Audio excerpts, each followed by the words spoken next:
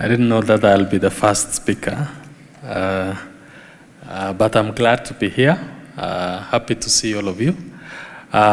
Hilary Korir is my name. I work with the National Treasury. At the National Treasury, we also deal with climate change issues. We have a unit called Climate Finance and Green Economy, where I work with one of my colleagues here is Mr. George Yogo. I will also be here during the next sessions. First of all is to be glad and happy that we've also been invited to be part and parcel of this session to discuss what we've done since that beautiful inaugural Africa Climate Summit, which happened in our country. It was a key milestone for us as a country to have the first ACS actually happening in the country. That ACS has been able to unlock a number of opportunities.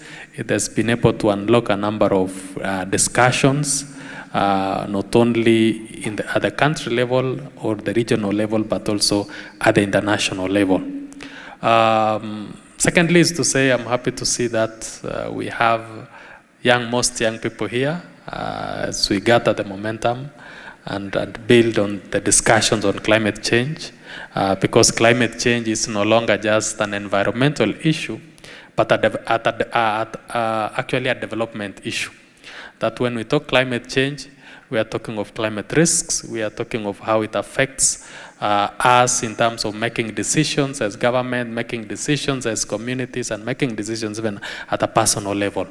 It affects our revenues as countries, it affects our fiscal space, it affects our development processes and so on.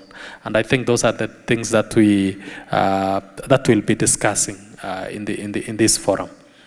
And I think the theme of this convening is on adaptation and resilience. Adaptation is a priority, not only for us as Kenya, it's a priority for the continent of Africa. And if you look at the Africa Leaders Declaration made during the Africa Climate Summit, you'll realize that adaptation came out very profoundly in terms of a number of decisions that were made. If you look at from paragraph 39, 40, 41, there are a lot of highlights on how adaptation is central towards our planning processes and the need to mainstream adaptation and resilience in our development and planning processes. The need to ensure that we climate-proof our infrastructure, we climate-proof our buildings, we climate-proof all our decisions in the agriculture sector in terms of what we do as countries.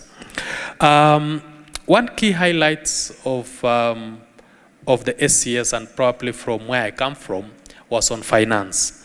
The recognition that the finance available is not sufficient to meet the needs that we have in terms of climate change. You are all aware we have our nationally determined contributions, our NDC as a country. Our NDC says our priority is adaptation. You go throughout all African countries, the priorities is adaptation. Our NDC also mentions that we need $62 billion to be able to address adaptation and mitigation related actions in the country.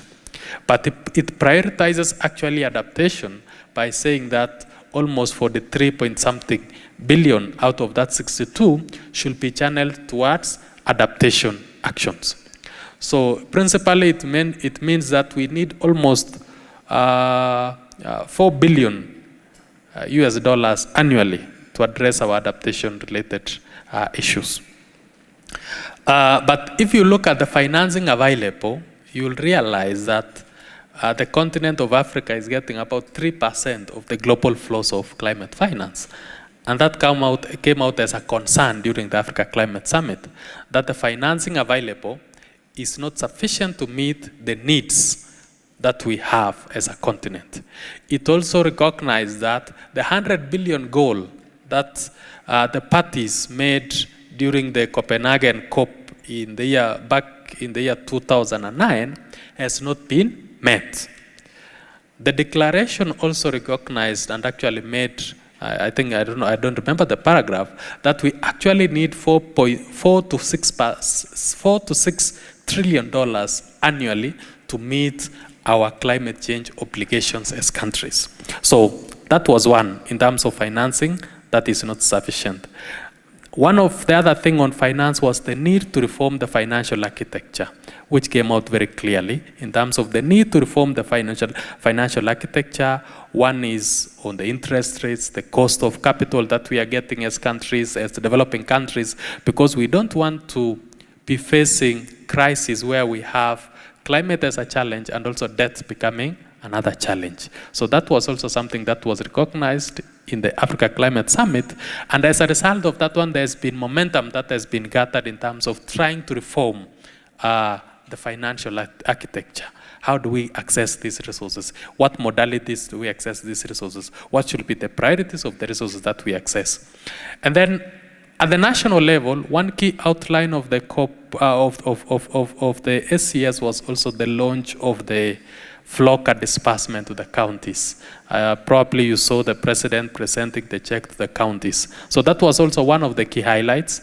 Probably some of you have heard of the FLLoCA. FLLoCA is a unique program for the country, mainly focusing towards adaptation and resilience. Your counties are beneficiaries. Your counties have made some significant milestones in terms of setting the pace to actually access those resources. They have set out institutional framework, legal frameworks, and so on. It's a matter of now implementing the different programs and projects at the county level and at the community level. And we hope that by 2 to 3 years to come, when we measure our impacts in terms of implementing FLLoCA, we'll have seen some success stories. And of course, as I wind up, one other thing that was a result of the ACS was on issues of carbon markets. And Kenya has made some significant milestones since then. We have a framework at the moment. We've developed the regulations, and we'll keep the momentum in terms of accessing resources from the carbon markets and the carbon frameworks. With those few remarks, I want to wish you fruitful deliberations. Our office is open at the National Treasury in terms of guiding and also providing feedback. Thank you so much.